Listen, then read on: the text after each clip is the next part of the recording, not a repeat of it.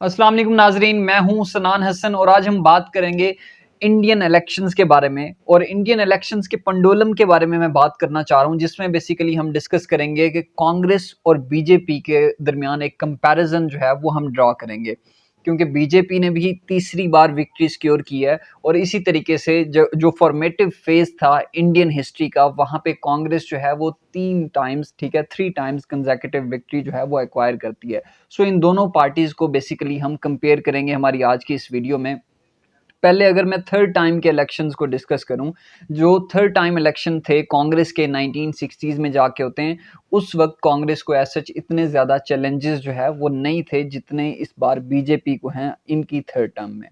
कांग्रेस के चैलेंजेस की अगर हम बात करें तो कांग्रेस को सॉर्ट ऑफ थोड़ी सी फैक्शनलिज्म जो है वो फेस करना पड़ रही थी, और उसके अलावा जो बाकी पार्टीज थी, चाहे वो रीजनल पार्टीज थी, वो एज सच कोई इतनी ज़्यादा स्ट्रांग नहीं थी कि वो उस पार्टी को चैलेंज कर सके जिसने बेसिकली रोल प्ले किया था इंडिया की इंडिपेंडेंस में। और ज़ाहिर वहाँ पे इतने बड़े बड़े लीडर्स भी मौजूद थे, लीडर्स लाइक महात्मा गांधी, और उस इटसेल्फ नेहरू जो है वो खुद एक बहुत बड़ा लीडर था।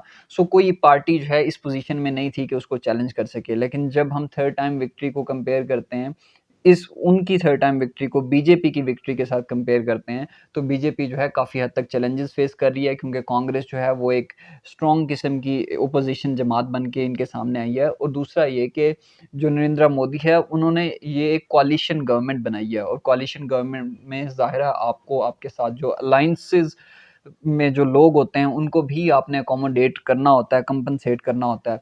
अगर हम कंपैरिजन करें 1951 1952, यहाँ पे फर्स्ट टाइम इलेक्शन होते हैं इंडिया में, फर्स्ट लोकसभा इलेक्शन होते हैं जहाँ पे 75% मेजोरिटी के साथ कांग्रेस जो है वो जीत जाती है, जिसमें से 364 सीट्स कांग्रेस जो है जीतती है।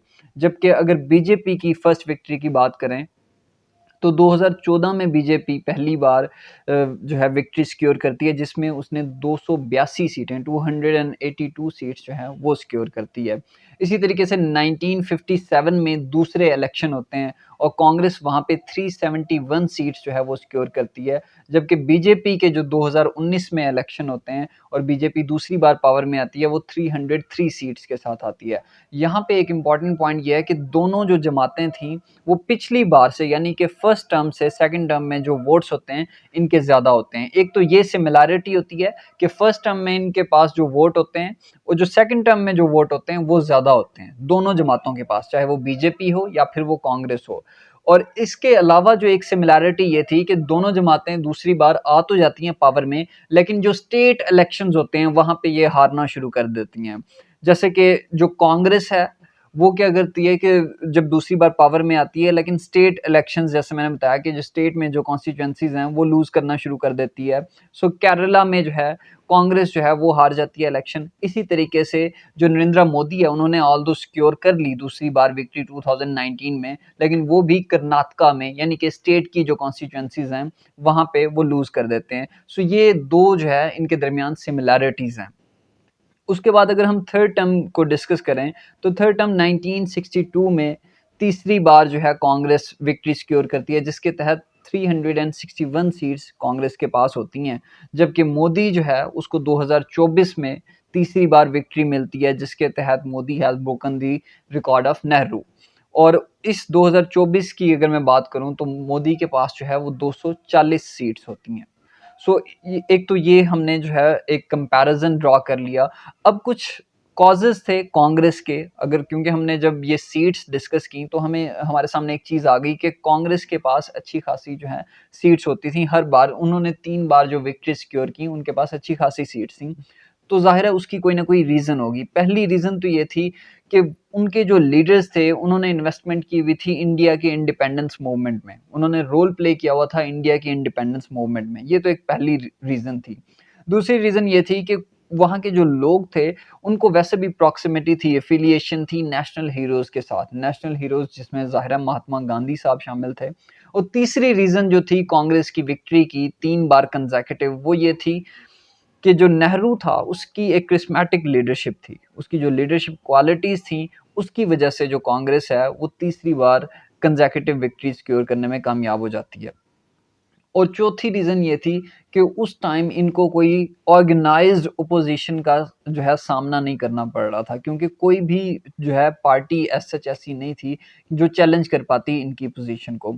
जैसे मैंने डिस्कस किया कि ये रीज़न थी कांग्रेस के सॉर्ट ऑफ जीतने की, तो ज़ाहिर है कुछ ना कुछ रीज़न्स तो होंगी अगर बीजेपी जो है वो थर्ड टाइम एज़ सच हमें उतनी कामयाब, उतनी सक्सेसफुल नहीं दिखाई दे रही। सो उसकी रीज़न्स को अगर हम डिस्कस करें, इसकी जो बीजेपी की विक्ट्री है इसको पिरिक विक्ट्री कहा जा रहा है कि ऑल्दो उन्होंने विक्ट्री तो हासिल कर ली है, लेकिन जो डिसीजन मेकिंग होगी डोमेस्टिक लेवल पे, फॉरेन पॉलिसी लेवल पे, ज़ाहिर है वो कॉम्प्रोमाइज़्ड हो जाएगी, क्योंकि अपोजिशन जो है वो काफ़ी हद तक स्ट्रॉन्ग है।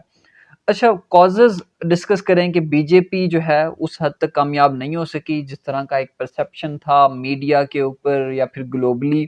उसकी रीज़न ये है कि सोशल डिसकंटेंट एंड अनरेस्ट।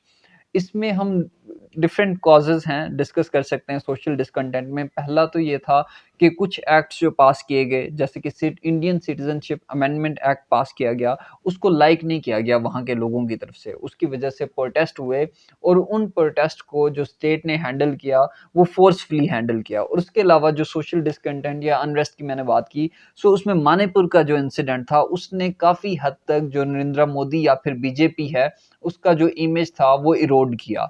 और बीजेपी ज़ाहिर है पहले भी उसके ऊपर काफ़ी सारे चार्जेस हैं रिलेटेड टू गुजरात इंसिडेंट, और उस वजह से उस पार्टी को पहले ही एक्सट्रीमिज्म के साथ जो है वो कनेक्ट किया जाता है। सो जो दूसरा इंसिडेंट मणिपुर का इंसिडेंट था उसको भी एक वेल मैनर्ड वे में जो बीजेपी थी वो मैनेज नहीं कर सकी। एक तो ये रीज़न थी। उसके अलावा जो दूसरी रीज़न थी हमारे पास वो ये थी कि अथॉरिटेरियन टेंडेंसीज जो हैं, कुछ लोग कहते हैं कि वो नरेंद्र मोदी में बहुत ज़्यादा हैं, और बीजेपी ने वो अथॉरिटेरियन टेंडेंसीज किसी हद तक डिपिक्ट भी की। अपने जो अपोजिशन लीडर्स थे उनको जेल में डाला, चाहे वो कांग्रेस के लीडर्स हों या फिर बाकी जमातों के लीडर्स हों जो कि अपोजिशन में थे, उनको जो है सॉर्ट ऑफ जेल में डाला गया, इम्प्रिजन किया गया, या फिर जो जर्नलिस्ट थे जो कि अगेंस्ट थे बीजेपी के, उस हवाले से उनके खिलाफ फ्रैडुलेंट किस्म के चार्जेस जो है वो लॉन्च किए गए। एक तो ये रीज़न थी, यानी कि आपने सप्रेस करने की कोशिश की ओपोज़िशन को। और उसके अलावा तीसरी रीज़न ये थी कि जो इंडिया की पॉपुलेशन है, वो सिंस इट्स इंडिपेंडेंस वो एक सेक्युलर एनवायरनमेंट में रहे हैं। सो एक ऐसा एनवायरनमेंट प्रमोट कर रही थी बीजेपी जिसमें रिलीजियस एक्सट्रीमिज़्म बहुत ज़्यादा बढ़ रही थी। सो उस एनवायरनमेंट को बेसिकली वहाँ का जो पढ़ा लिखा तबका था, उसने इस एनवायरनमेंट को लाइक नहीं किया, और यही रीज़न है कि हमें इस तरह का चेंज दिखाई दिया इलेक्शंस में। सो नाज़रीन, ये थी हमारी आज की वीडियो। आपसे मुलाकात होगी अगली वीडियो में, तब तक के लिए अल्लाह हामी व नासिर।